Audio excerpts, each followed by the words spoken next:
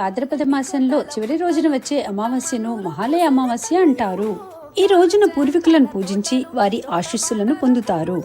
సంస్కృతంలో AMA అనగా కలిసి, వస్య VASYA అనగా నివసించడానికి లేదా సహవాసం అని అర్థం. బతుకమ్మ పండుగ మహాలయ అమావాస్య నుండి మొదలవుతుంది. మొదటి రోజు బతుకమ్మను ఎంగిలిపూల బతుకమ్మ అంటారు. ఈ పండగ 9 రోజుల పాటు కొనసాగి సద్దుల బతుకమ్మతో ముగుస్తుంది. ఈ పండగకు ఒక కథనం ఉంది.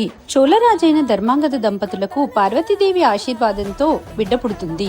ఆ బిడ్డ పేరు బతుకమ్మ.